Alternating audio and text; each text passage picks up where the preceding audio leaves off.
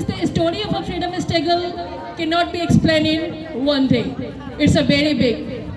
परंतु तकलीफ तो तब होती है जब आज का हमारा नौजवान जिसके कंधों पर राष्ट्र निर्माण की जिम्मेदारी है वो व्हाट्सएप, फेसबुक और इंस्टाग्राम जैसे सोशल नेटवर्किंग साइट्स पे उसके जाल में डेटिंग, सेटिंग, चैटिंग और उसके फ्लर्टिंग के महाजाल में फंसा नजर आता है।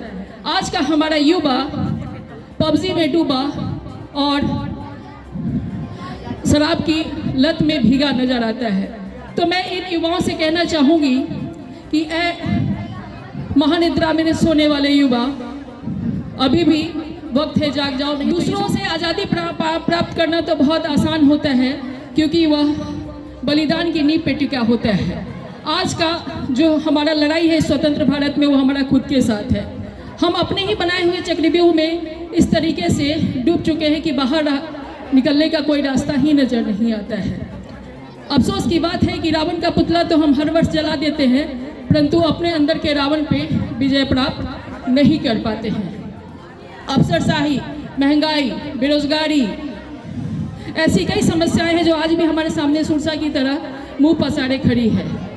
स्वतंत्रता दिवस अस्माकं भारत देशस्य प्रमुख राष्ट्रीय पर्व अस्ति। 1947 तमे ख्रीष्टाब्दे अस्मिन्नेव दिवसे भारत स्वतन्त्रम् अभवत् तथा प्रवृत्ति इदं राष्ट्रीय पर्व अखिलेपि देशे मान्यते। अस्मिन् दिवसे अस्माकं विद्यालयेपि उत्सव भवति। अयं दिवसः इतिहासे सुवर्णक्षरे अंकित अस्ति। अस्मिन् दिवसे पूर्व प्रधानमंत्री राष्ट्र संबोधित भारत माता जियासे तमूल सूर्यो। Thank you. जिस दिन भारत के हर घर पे आज़ादी का प्रण रहेगा उस दिन हमारा भारत आज़ाद वतन कहलाएगा। क्रांतिकारियों के भाने में अब इस देश को आज़ाद करना आपके हाथ में है। Welcome Rani Lakshmibai with a huge round of claps। अंग्रेजों, तुम क्या हमें गुलाम बनाओगे? जब हमारे देश की एक एक बेटी तुम्हारे 100-100 टुकड़े कर देगी तो तब सोचो देश के बेटों का क्या होगा।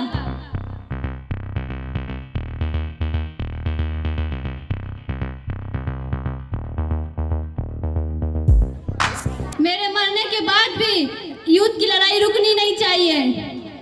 जय हिंद। अंग्रेजों, तुमने क्या सोचा?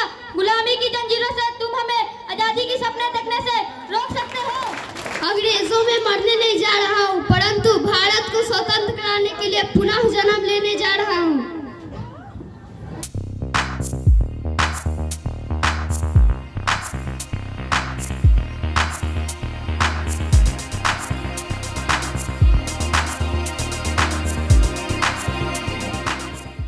वतन की जिम्मेदारी आपके हवाले। मेरा नाम आजाद है, मेरी माँ का नाम भारत माँ, मेरे पिता का नाम स्वाधीनता। मैं आजाद था, मैं आजाद हूँ और मैं आजाद ही रहूंगा।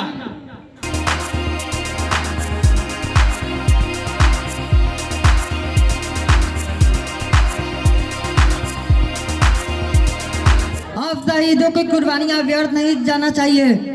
भारत के शहीदों के व्यर्थ में नहीं होना चाहिए। आजादी मिलती नहीं है, इसे छीनना पड़ता है। तुम मुझे खून दो, मैं तुम्हें आजादी दूंगा। मैं पत्थर से दरिया बहा सकता हूँ, मैं तूफान से चिंगारी निकाल सकता हूँ। मैं हिंदुस्तान को आजाद करा के रहूंगा। अहिंसा परमो धर्म। जैसा कि हम जानते हैं हमारे माननीय प्रधानमंत्री मोदी जी पहले चाय बेचते थे, आज भी बोलते तो उनका अंदाज वैसा ही रहता है। जब मान लीजिए कि अभी मोदी जी चाय बेचते तो क्या सीन होता। मान लीजिए मेरी ट्रेन आ रही है, मोदी जी चाय बेच रहे हैं। भाई और बहनों, मैं नरेंद्र दामोदर दास मोदी, मेरे हाथ की चाय पी करके देखिए। जैसी चाय मैं बनाता हूँ वैसी कोई नहीं बना सकता। लीजिए लालू जी, चाय पीजिए।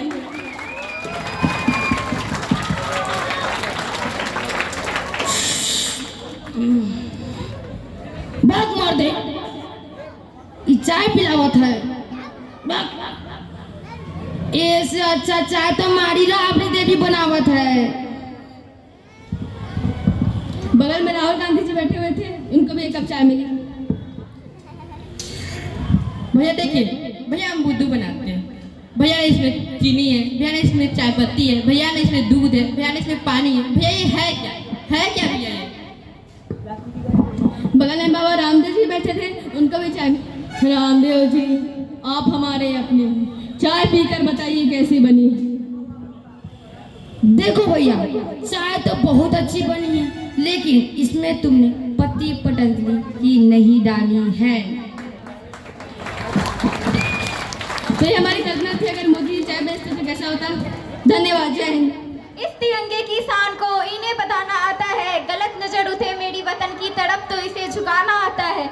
और ये हिंदुस्तान की बेटियां हैं साहब, इन चूड़ी वाले हाथों को हथियार उठाना आता है।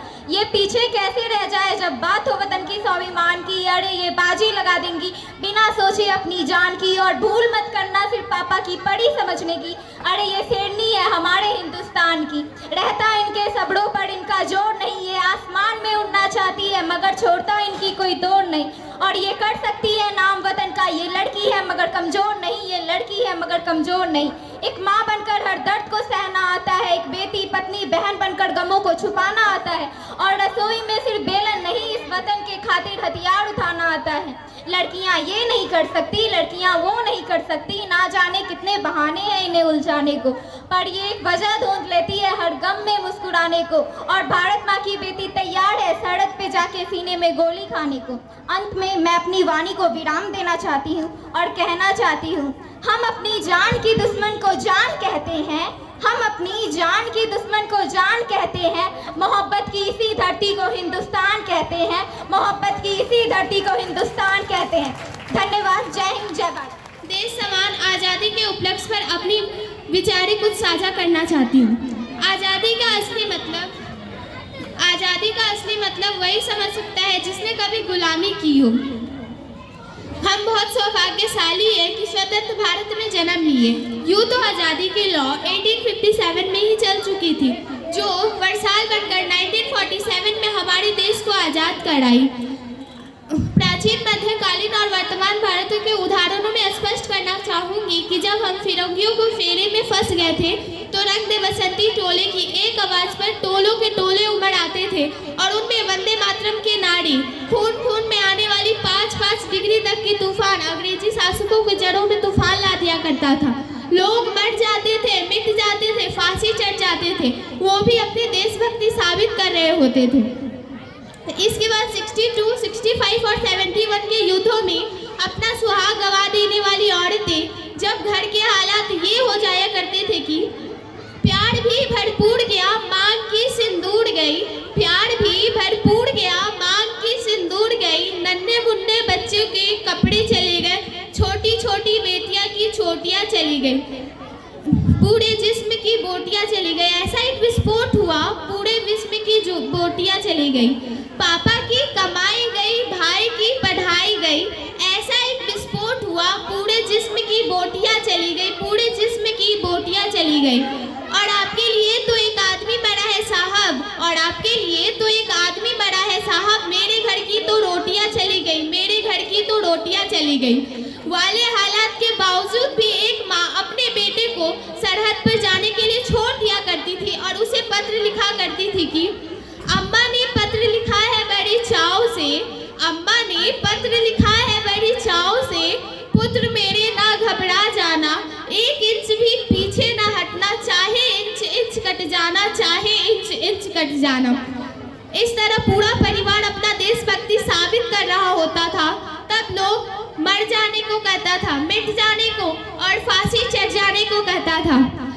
मेरे विचारों में ना हिंदू की जरूरत है ना मुसलमान की जरूरत है। देश निर्माण के लिए केवल एक सच्चे इंसान की जरूरत है, केवल एक सच्चे इंसान की जरूरत है। और इस मंच पर पूरी जिम्मेदारी के साथ मैं भारत की बेटी यह कहना चाहूँगी कि हमारा देश निर्माण तब बनेगा, तब होगा जब हम आप सब मिलकर प्रयास करेंगे, क्योंकि हमारे देश की जिम्मेदारी है हमें आगे ले जाने की, और हमारी जिम्मेदारी है इस देश को आगे ले जाने की, इस राष्ट्र को आगे ले जाने की, इस वतन को आगे ले जाने की। धन्यवाद।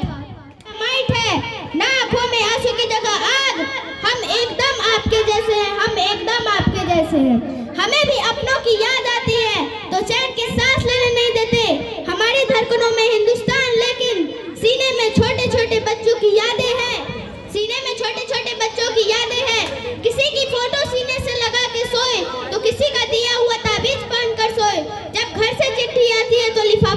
के रोए।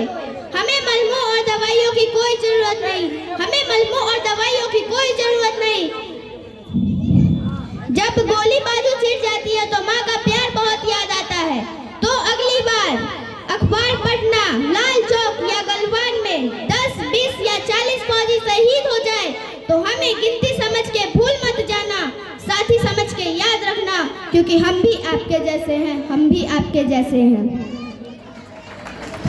मेरा करीमा तू, मेरा धर्मा तू, तेरा सब कुछ मैं, मेरा सब कुछ तू। हर करम अपना करेंगे ऐ वतन तेरे लिए, दिल दिया है जान भी देंगे ऐ वतन तेरे लिए, दिल दिया है जान भी देंगे ऐ वतन तेरे लिए। हर करम अपना करेंगे ऐ वतन तेरे लिए, दिल दिया है जान भी देंगे ऐ वतन तेरे लिए। तू मेरा करीमा, तू मेरा धर्मा, तू मेरा अभिमान है ऐ वतन महबूब मेरे, तुझ पे दिल कुर्बान है ऐ वतन महबूब मेरे, तुझ पे दिल कुर्बान है। हम दिएंगे और मरेंगे ऐ वतन तेरे लिए, दिल दिया है जान भी देंगे ऐ वतन तेरे लिए, दिल दिया है जान भी देंगे ऐ वतन तेरे लिए। हिंदू मुस्लिम सिख ईसाई हम वतन हम नाम हैं, हिंदू मुस्लिम सिख ईसाई हम वतन हम नाम हैं। जो करे इनको जुदा मजहब नहीं इल्जाम है, जो करे इनको जुदा मजहब नहीं